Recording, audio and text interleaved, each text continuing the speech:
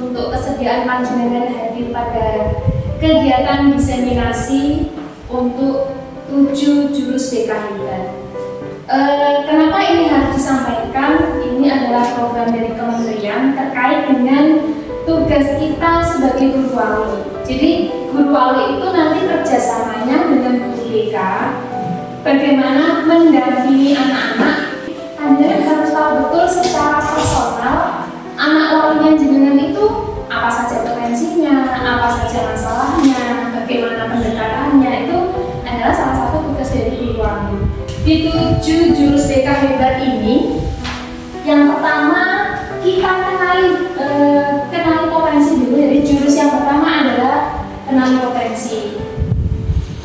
Jurus yang kedua adalah kelola emosi. Yang ketiga, tumbuhkan resiliensi. Keempat, jaga konsistensi. Yang kelima, jalin koneksi. Keenam, bangun kolaborasi. Dan yang ketujuh adalah menata situasi. Kalau menata situasi ini lebih ke kebijakan dalam arti ketika kita membuat program, tidak hanya sekedar yuk bikin program ini saja, tapi berdasarkan kebutuhan atau asesmen dari anak-anak kita. Jadi bagaimana program itu tidak hanya berjalan tapi bermakna sesuai kebutuhan, diawali dengan asesmen, dan nanti di menata situasi ini kita membuat program untuk anak-anak. Nah, apa sih kenali potensi? Kenali potensi ini materi utamanya adalah kegiatan yang dilakukan asesmen minat dan bakat. Kenapa saya kemarin aplikasinya tidak di jurus 1? Karena ini dikerjakan oleh guru BK. Jadi di guru BK ini asesmen minat dan bakat itu anak-anak mengerjakan asesmen dulu untuk mengetahui apa saja gaya belajarnya, apa saja minat bakatnya, kayak gitu. Jadi kalau kita sudah tahu betul dari hasilnya itu, panjenengan sebagai guru wali harus tahu, oh anak ini ternyata hobinya ini, bakatnya ini, masalahnya ini. Itu data diambil dari BK. Nah ini sudah dilakukan belum Mbak? Kalau belum nanti kita lakukan step by step ya. Baik. Yang di jurus kedua itu ada kelola emosi. Kelola emosi ini fokusnya adalah pembelajaran sosial emosional. Makanya ada panjenengan kalau mendengar tentang sel, nah itu nanti materinya adalah di jurus yang kedua.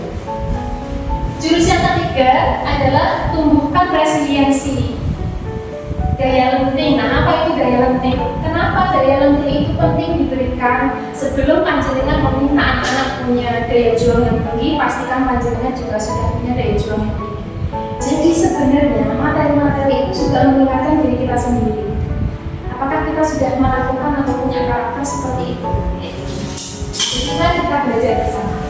Nah, jurus yang keempat ada jaga konsistensi, yaitu bagaimana kebiasaan itu dibangun atas kesadaran, bukan karena paksaan. Lalu di jurus yang kelima ada jalin koneksi. Di sini nanti mempelajari tentang komunikasi empatik. Jurus yang keenam ada bangun kolaborasi. Bagaimana kita bekerja sama dengan multi pihak antara guru BK, guru mapel, orang tua, masyarakat. Kita bekerja sama mungkin dengan kepolisian, tentara, puskesmas dan lain-lain. Yang ketujuh adalah menata situasi. Nah, ini yang warnanya biru, ini berkaitan dengan siswa. Jadi jurus 1 sampai 5 itu kaitannya dengan siswa langsung. Sedangkan 6 dan 7 adalah sistem, berarti kita sebagai pembuat sistem. Atau implementasi yang sudah saya lakukan. Ada dua jurus yang saya pilih, yaitu jurus yang kedua, kelola emosi, dan jurus yang ketiga, tumbuhkan resiliensi. Why? Kenapa saya pilih jurus yang kedua? Karena jurus yang kedua adalah kelola emosi.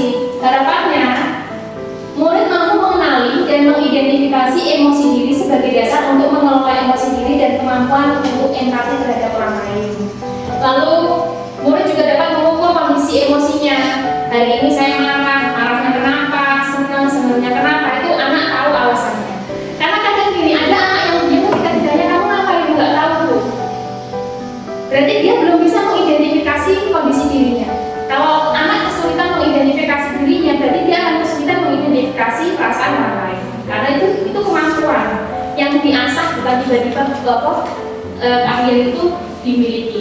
Terus yang ketiga, murid mengetahui cara kerja syaraf mempengaruhi emosi manusia. Jadi, nanti kita juga belajar bagaimana kemampuan empati dan pengelolaan emosi ini sangat penting dalam menciptakan lingkungan belajar sosial yang positif, nyaman, dan menyenangkan. Begitu. Nah, tahapan rencananya yang pertama asesmen. Kita melihat kondisi sekolah yang ada masih terjadi bully, walaupun bullynya di SMP 3 Teragan itu bukan yang parah gitu ya, tapi itu juga perlu kita perhatikan. Lalu pengelolaan emosi yang kurang tepat yang dilakukan oleh siswa. Berikutnya penyusunan RPR, menentukan tujuan layanan, menentukan konten materi dan metodenya, lalu menentukan media yang digunakan, menentukan langkah kegiatan, sekali lagi dengan tahapan ATA, dan terakhir melakukan refleksi evaluasi tindak lanjut. Nah, dikelola emosi ini yang saya lakukan adalah saya kaitkan dengan jurus yang ketiga, yaitu menumbuhkan resiliensi. Nah, tahap pelaksanaannya yang kemarin saya lakukan adalah saya memberikan anak itu selembar kertas, lalu saya membacakan satu pernyataan yang mewakili itu adalah emosinya. Nah, bagaimana setiap anak merespon dari setiap pernyataan itu? Kalau kesel, kertasnya boleh diremet. Kalau tidak ada perasaan atau jengkel apa-apa ya sudah. Walhasil setelah satu cerita dibacakan, memang ada kertas itu pun jadi bola kertas gitu ya, tapi ada yang bersih juga. Nah, ini menunjukkan bahwa setiap dari kita itu memiliki respon atau emosi yang berbeda terhadap masalah yang sama. Lalu anak diminta untuk refleksi, apa yang kamu rasakan ketika kamu mendengarkan cerita itu, dan kertasnya mbok remet-remet itu apa yang kamu rasakan? Kira-kira begitu setelah selesai menyesal enggak? Begitu. Oke. Dan yang ketiga menjelaskan tentang konsep. Di sini ada jenis-jenis emosi, cara kerja sarafnya seperti apa, lalu bagaimana menciptakan sel di lingkungan sekolah. Dan yang lain adalah membuat aplikasi, yaitu membuat media cuaca emosi dengan kantong-kantong nama dan stik emosi. Sudah ada kantong, ini adalah nama dari anak-anak. Ini stiknya beda-beda, menunjukkan emosinya. Jadi ekspresi emosi menurut kalau Ekman itu ada sedih, bahagia, marah, takut, terkejut. Nah, anak hanya diminta untuk tentukan atau mengidentifikasi emosinya hari itu. Sebenarnya ini manfaatnya apa? Satu, sebagai absensi. Kalau kantongnya kosong berarti anak nggak masuk. Terus yang kedua, ketika misalkan Nabila bahagia, lalu Kiki marah gitu kan, teman-temannya tahu kalau hari ini Kiki marah. Kalau Kiki marah ya berarti nggak usah digodain banget, mungkin mode sembel bacok kan ya gitu. Nah, kalau yang modelnya bahagia mau dikerjain mungkin dia masih bisa senyum-senyum gitu. Artinya ini juga mengajarkan ke anak-anak kita, ayolah kita belajar empati ke orang lain, menghargai bahwa setiap orang itu kadang punya naik turunnya perasaan. Udah ngerti marah malah bikin marah, kan tambah kamu gitu kan. Ini yang terjadi pada kelola emosi. Nah, hasilnya seperti apa? Murid dapat mengenali jenis emosi, bisa menentukan saya sedang marah, saya sedang bahagia, bisa mengukur kadar emosinya dari rating 1 sampai 10 skalanya, kira-kira marahmu berapa nih? Itu nanti kita kalau pas konseling ya kan, waktu pas kita ngobrol gitu, kamu marah, misalkan dikasih skala, kamu kira-kira marahnya di level berapa? 9 bu, berarti kan marah banget gitu kan. Nah, itu nanti kita gali kenapa. Bisa mengetahui emosi itu dipengaruhi oleh cara kerja, emosi dan pengelolaan sel. Itu mirip. Nah, tindak lanjutnya adalah pendampingan jika ada yang membutuhkan. Ini ada di YouTube, dokumentasi aktivitas yang akan mengekspresikan emosi dengan kertas. Lalu ini refleksinya. Berikutnya ini dokumentasi konsep dan aplikasi. Gitu. Sampai di sini jelas ya? Baik Bapak Ibu, ini adalah aplikasi yang jurus ketiga, yaitu tumbukan resiliensi. Nah, kenapa saya memilih ini? Untuk bisa tangguh menghadapi tantangan hidup, terlebih usia remaja itu membutuhkan adaptasi yang tidak mudah. Jerawatan saja buat anak remaja masalah, gitu kan. Untuk kita yang main dewasa jerawatan ya udah, gitu kan. Tapi untuk anak remaja, wow, gitu kan. Nah, di sekolah juga masih ditemukan anak-anak yang jadi korban bully atau memiliki masalah tapi tidak terselesaikan. Berikutnya, siswa bisa membedakan ujian dan dukungan dan mampu memberikan dukungan kepada teman yang membutuhkan. Kenapa dukungan ini penting? Karena dukungan kepada teman itu bisa menguatkan rasa percaya diri dan penerimaan diri anak. Nah, tahap perencanaannya apa? Tetap kita melalui asesmen, melihat kondisi di lapangan. Banyak anak kalau dikasih tantangan sudah menyerah, nggak bisa bu apa bu, itu kan tidak mengerjakan PR, itu juga bagian dari resiliensinya rendah, tanggung jawabnya rendah gitu. Terus penyusunan LPR, menentukan tujuan layanan, konten materi, sama media, langkah-langkah dengan angka. Lanjut gitu. Nah, kalau tadi bermain kertas yang diwel-wel itu, nah sekarang ini membuat menara dari gelas plastik. Cluenya hanya buatlah menara sekuat dan setinggi mungkin agar kuat menghadapi badai. Nah, badainya apa? Badainya adalah kelompok lain diberi kesempatan 3 kali untuk memberi kibasan dari pasti gitu sampai menaranya roboh. Nah, menara kelompok yang masih berdiri kokoh atau yang paling tinggi itu adalah kelompok yang menang. Proses pembuatan itu ternyata anak beberapa kali mengalami kegagalan, itu sudah ditumpuk roboh gitu kan, sampai di pengujian kekuatan. Ketika anak-anak ditanya bagaimana perasaannya proses membuat menara roboh, ada yang penasaran. Itu apa piye? Kudu piye? Nah, sebenarnya kudu piye itu adalah proses dia resiliensi.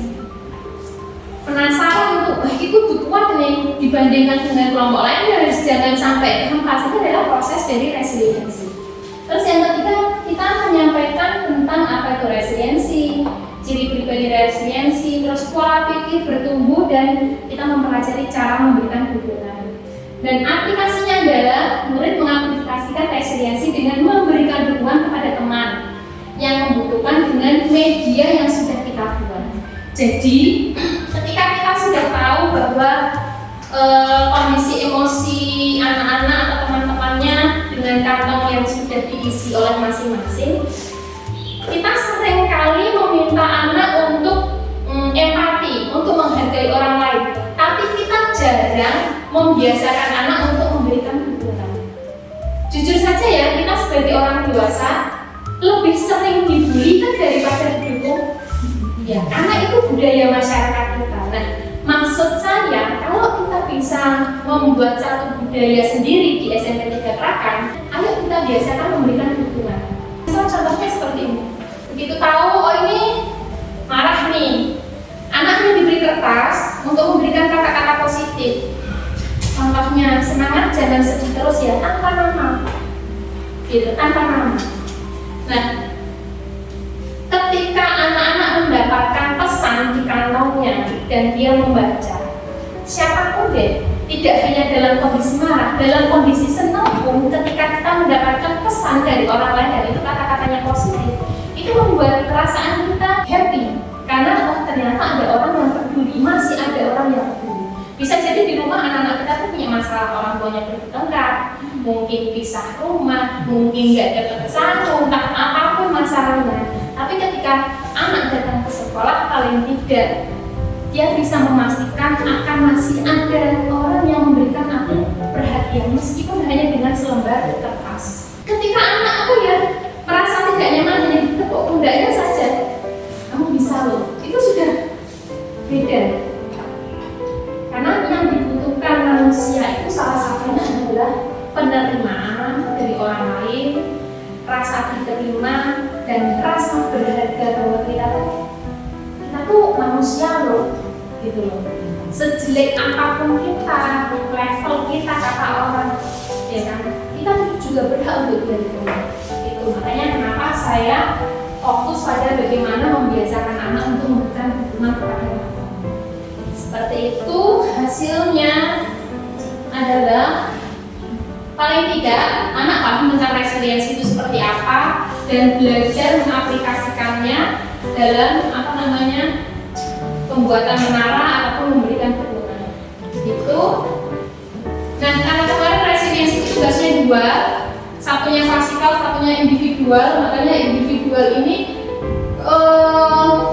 nanti kita akan praktek cara memberikan dukungan dengan teknik Google. Jadi bedanya kalau selama ini kan ibu bangga sama kamu itu ternyata pujian, dan pujian itu sekali lagi malah akan menghancurkan resiliensi. Tapi kalau seperti ini, kamu sudah bekerja keras dan kamu berhasil, kamu layak bangga untuk itu. Jadi yang jadi subjek adalah anaknya. Kalau ibu bangga sama kamu, yang jadi subjek adalah kita sendiri. Tapi kalau misalkan tadi kamu pasti bangga, yang jadi subjek adalah diri anak sendiri, itu akan berbeda. Jadi mungkin kita perlu belajar kalimatnya, mungkin intinya sama, tapi kalimat yang berbeda itu akan membawa makna yang berbeda. Sudah, ini adalah dokumentasi kegiatan.